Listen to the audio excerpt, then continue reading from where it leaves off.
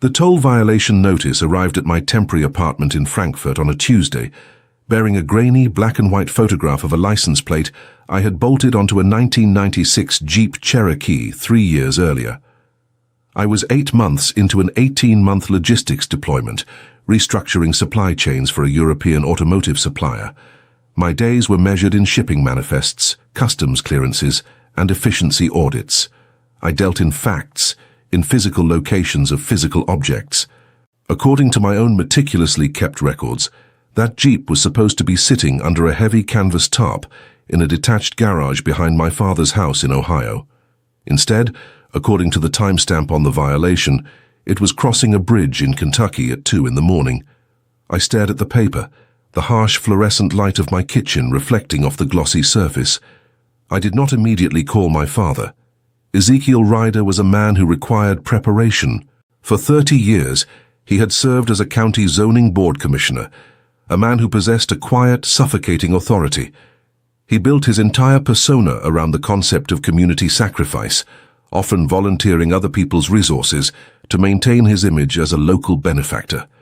Growing up, my allowances were frequently donated to his preferred causes without my consent. My weekends volunteered for his campaigns. When I accepted the contract in Germany, leaving him alone in that sprawling, drafty house, the silence between us had been thick with his unspoken disapproval. I had chosen corporate profit over local duty, as he framed it. I paid the $40 toll violation online and sent an email to the Ohio Department of Motor Vehicles to check the registration status. 2 days later, a bureaucratic automated response confirmed that the title had been transferred to a new owner 3 weeks prior. The physical sensation was not anger, but a cold, heavy drop in my stomach. The Jeep was not just a vehicle, it was the first thing I had ever rebuilt with my own hands. I had spent 2 years scouring scrapyards for an original transmission, rewiring the electrical system late at night in a rented storage unit. It was the tangible proof that I could fix broken things, that I could move forward on my own power. I picked up my phone and calculated the time difference. It was early evening in Ohio. When Ezekiel answered, his voice was smooth, resonant, carrying that familiar tone of a man holding court at a town hall meeting. I did not ask how he was. I asked why my registration had been transferred. There was a pause, just long enough to let me know he was shifting into his practiced role of the benevolent patriarch. He told me he had moved the Jeep out of the garage to make room for some community center supplies. He said a young family from his church, struggling with medical bills, had seen it and desperately needed reliable transportation. He told me he made an executive decision. He said holding onto an empty car while people in our own neighborhood could not get to work was a moral failure. He called it an exercise in relinquishing material attachments, a necessary lesson in sharing that I had clearly forgotten since moving to Europe. He finished by saying he had accepted a modest sum for it, far below market value, which he would hold on to for me. I did not raise my voice.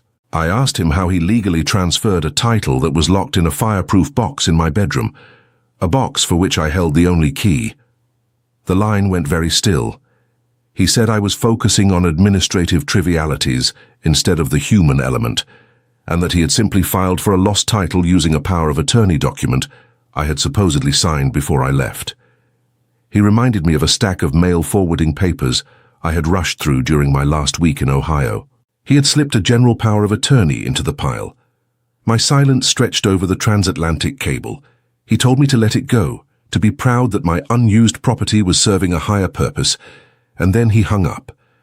I sat in my apartment listening to the rain hit the glass. If this were a simple theft, I could have called the police, but Ezekiel knew exactly how to muddy the waters. A police report against my own father, utilizing a legally notarized document, would require months of litigation from a continent away.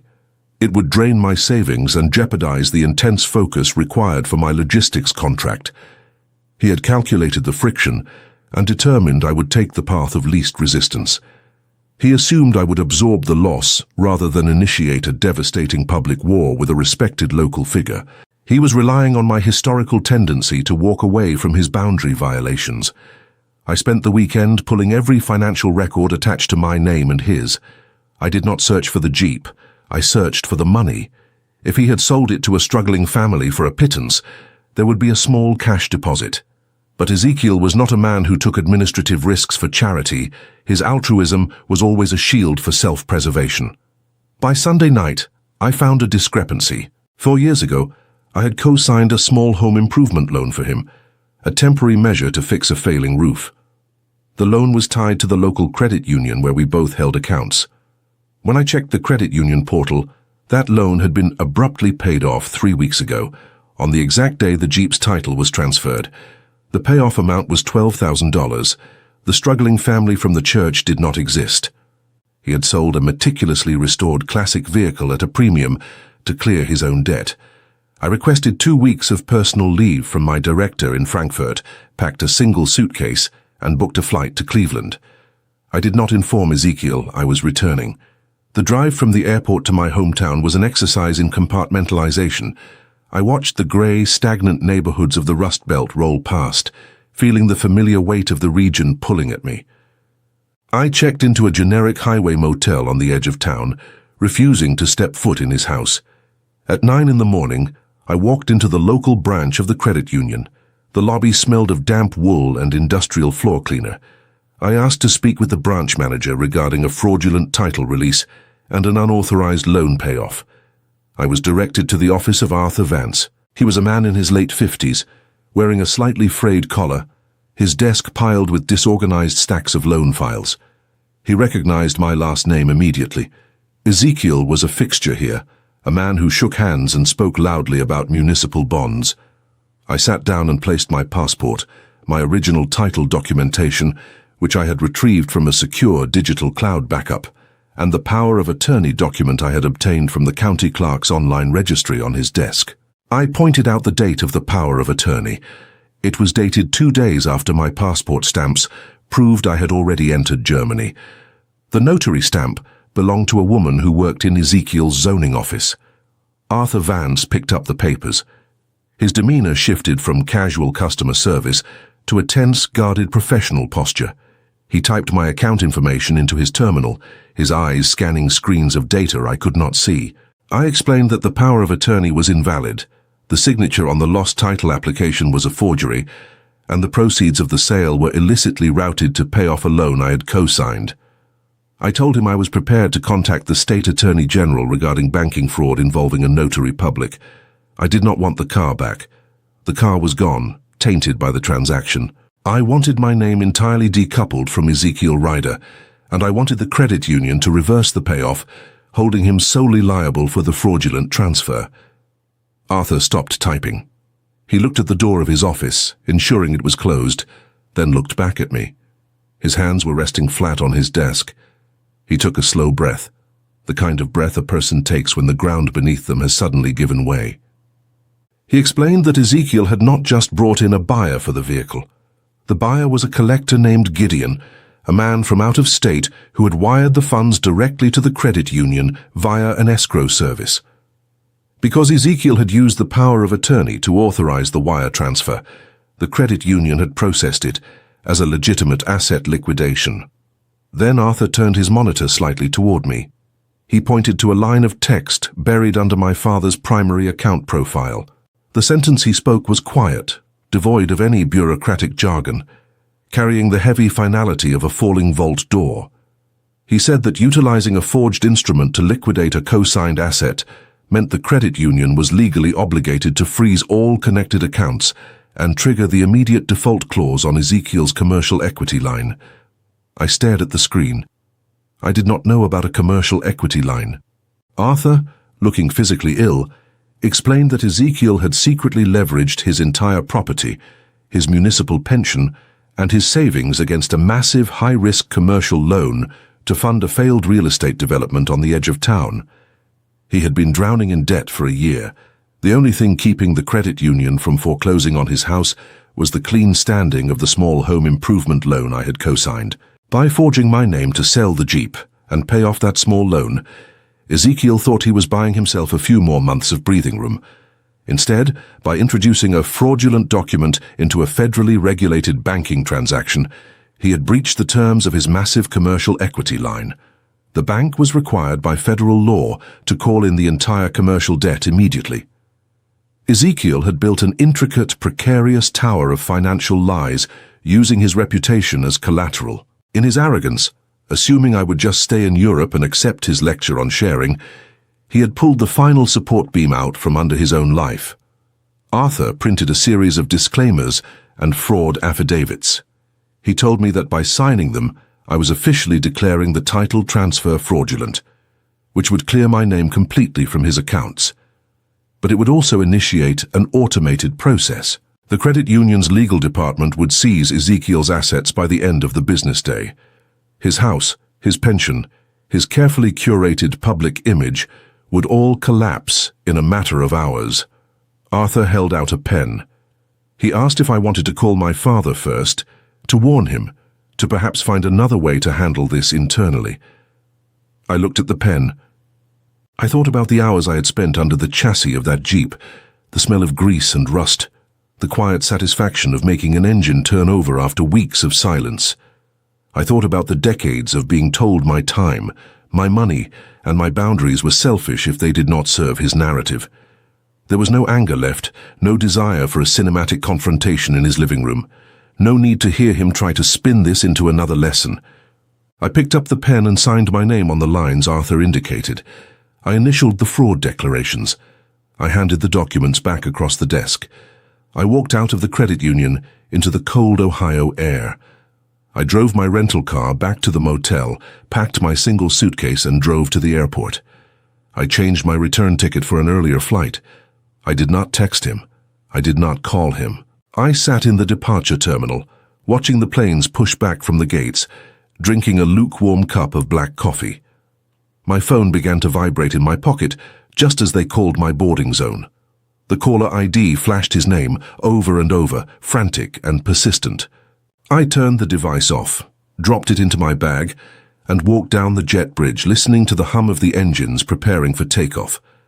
The flight back to Frankfurt was a suspension in time, a pressurized metal tube hurtling across the Atlantic, while the reality I had ignited in Ohio began to burn.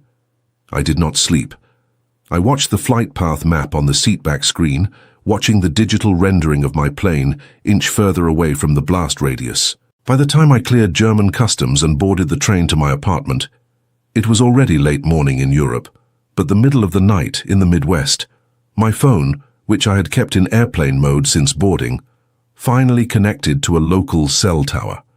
The notifications did not arrive sequentially. They hit the screen in a massive, overlapping wave. There were 14 missed calls from Ezekiel, 6 from numbers I did not recognize, and a string of text messages that shifted wildly in tone from authoritarian demands to frantic, poorly spelled threats. I did not open them. I forwarded the voicemails to a secure cloud folder, creating a digital quarantine for his desperation. I had supply chain audits to run. I showered, put on a clean suit, and took the U-Bahn to the corporate logistics center, as if I had merely spent the weekend visiting a neighboring city. The strategy of silence is only effective if you can withstand the vacuum it creates. Ezekiel could not.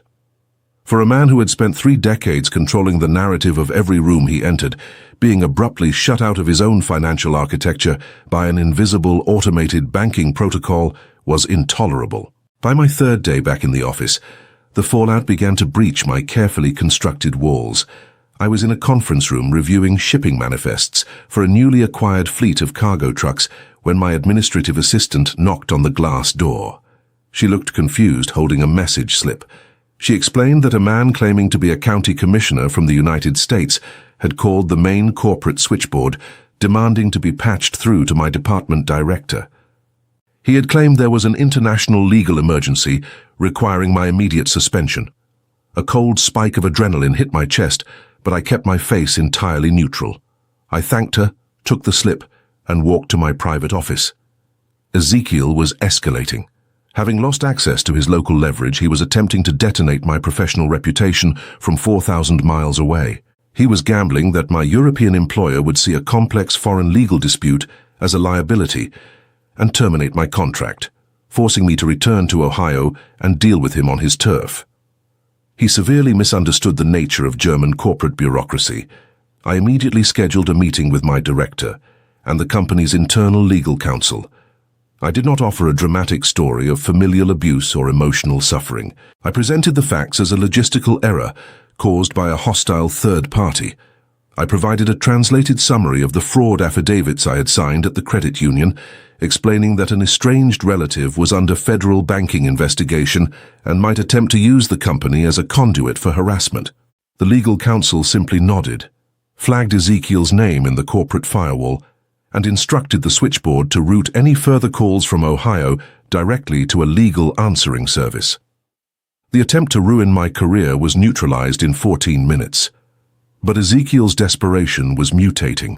The commercial equity line he had defaulted on was not just tied to his house, it was deeply entangled with the local zoning board's development projects. If he went down, he was going to take down the people who had enabled him. Late that Friday evening, as I was walking through a wet, neon-lit square in downtown Frankfurt, my phone rang. The caller ID showed a number from Kentucky. I answered it, expecting another one of Ezekiel's proxies. Instead, the voice on the other end was rough, measured, and dangerously calm. It was Gideon, the out-of-state collector who had purchased my Jeep. Gideon did not care about family dynamics. He cared about his $12,000 and the vehicle currently sitting in a municipal impound lot. He explained that after I signed the fraud affidavits, the Ohio DMV had flagged the title transfer as an active criminal investigation. Highway Patrol had shown up at his garage in Kentucky with a flatbed truck and seized the Jeep as stolen property. Gideon had traced the paperwork back to Ezekiel, and Ezekiel, true to form, had tried to blame me. My father had told Gideon that I was a disgruntled expatriate trying to extort him, and that the power of attorney was entirely legitimate. Gideon was calling to figure out which one of us he was going to sue. I stopped walking and stood under the awning of a closed bakery, listening to the rain hit the pavement. I told Gideon exactly what happened. I gave him the date I left the country, the date on the forged power of attorney, and the name of the notary who had stamped it. I told him to look up my father's commercial real estate debts. Gideon was silent for a long moment. He was a businessman who understood leverage, and he recognized immediately that he was the victim of a local politician's shell game. We formed a rapid, highly pragmatic alliance. I did not want the money, and I could not legally take possession of the Jeep while residing in Germany. I told Gideon that if he focused his legal pressure entirely on the fraudulent notary and the credit union's escrow department, he could force the bank's insurance to refund his wire transfer. I emailed him the digital copies of my passport stamps and my employment contract, providing the irrefutable timeline that proved I could not have signed the transfer documents. The introduction of Gideon into the battlefield shifted the power dynamic entirely. Ezekiel was used to intimidating local residents who relied on his good graces for building permits and community funding. He was completely unequipped to handle an out-of-state collector with a ruthless legal team who had no vested interest in local Ohio politics. By the following Tuesday, Gideon's lawyers had subpoenaed the zoning office notary. It was a surgical strike. The notary, a woman who had spent years rubber-stamping Ezekiel's questionable administrative maneuvers in exchange for job security, suddenly found herself facing a state-level forgery charge that carried mandatory jail time. The loyalty Ezekiel commanded was built entirely on proximity and convenience. When faced with federal banking fraud and state felony charges, that loyalty evaporated in a matter of hours. The notary turned state's evidence. She provided the prosecutor's office with a detailed log of every document Ezekiel had forced her to backdate or forge over the past 5 years, including the power of attorney used to steal my vehicle. She admitted that he had brought the document to her already signed, assuring her it was a mere formality for his absent child. The house of cards did not just fall, it incinerated. I watched it all unfold from a pristine glass office overlooking the Frankfurt skyline, receiving brief clinical email updates from Arthur Vance at the credit union and Gideon's legal team. I had expected to feel a sense of vindication, a rush of righteous triumph. Instead, the sensation was remarkably hollow. For years, I had believed that Ezekiel's power was absolute, that his shadow was long enough to reach me anywhere in the world. But stripped of his carefully managed optics, He was just an aging man making remarkably stupid decisions to cover a string of hidden failures. The community that had once revered him turned with vicious speed. The local newspaper, tipped off by the sudden collapse of his real estate development, ran a front-page exposé on the zoning board's financial irregularities. The article detailed how he had leveraged his own property and illicitly liquidated a family member's asset to hide his insolvency. His position on the board was suspended pending a full criminal investigation. The house, the drafty, sprawling monument to his authority, where I had spent my childhood navigating his volatile moods, was officially placed in receivership by the bank. Then came the final attempt at manipulation. 2 weeks after the article broke, I received a thick padded envelope at my corporate address in Germany. It was not routed through the legal switchboard because it was a physical package sent via international courier. Inside was a handwritten letter from Ezekiel. It was a masterpiece of passive-aggressive martyrdom. He did not apologize for the theft or the forgery. Instead, he wrote that he was losing his home, his reputation, and his community standing, all because I had lacked the grace to understand his vision. He claimed that if I simply contacted the district attorney and stated the power of attorney was a misunderstanding, he could save the house. He included a single rusted bolt at the bottom of the envelope. It was a mounting bolt from the chassis of the Jeep Cherokee, a physical reminder of the thing I had built, sent as a psychological anchor to drag me back into his narrative. He was banking on my guilt. He was hoping that the sheer weight of his destruction would break my resolve. I held the rusted steel bolt in the palm of my hand. It was heavy, coated in a familiar mixture of oxidized iron and old grease. 10 years ago, receiving this package would have induced a panic attack. I would have booked another flight, rushed back to Ohio, and attempted to negotiate a compromise that somehow involved me absorbing his debt to save his pride. I would have looked at that piece of metal and felt an overwhelming obligation to rebuild the family structure, just as I had meticulously rebuilt that engine. But standing in my office in Frankfurt, listening to the low, steady hum of the corporate ventilation system, I felt nothing but a profound, clarifying distance. Ezekiel was not asking for forgiveness. He was trying to cast a spell that had already been broken. He fundamentally misunderstood the mechanics of our relationship. He thought my silence was a negotiation tactic. He did not realize it was an eviction notice. I walked out of my office carrying the padded envelope and the rusted bolt. I took the elevator down to the ground floor and walked out into the crisp, grey afternoon. I did not walk to a post office to send a reply, nor did I reach for my phone to call the district attorney. I walked 3 blocks to the edge of the River Main. I stood by the stone embankment, watching the heavy cargo barges pushing slowly against the dark current. I took the handwritten letter, tore it into quarters, and dropped it into a municipal recycling bin. Then I stepped up to the metal railing, held the heavy steel bolt out over the water, and let it go. It hit the moving surface with a quiet sound and disappeared instantly into the silt. I did not watch the ripples fade. I simply turned around and walked back to work. The legal machinery in Ohio did not require my participation to finish dismantling Ezekiel's empire. Without a retraction of my fraud affidavit, the district attorney moved forward with the forgery charges based entirely on the notary's detailed confession. I received the final updates not from my father, but through a series of dry administrative emails from Arthur Vance and the county clerk's automated portal. Ezekiel's defense attorney, realizing a trial would be unwieldy and publicly humiliating, brokered a quiet plea agreement.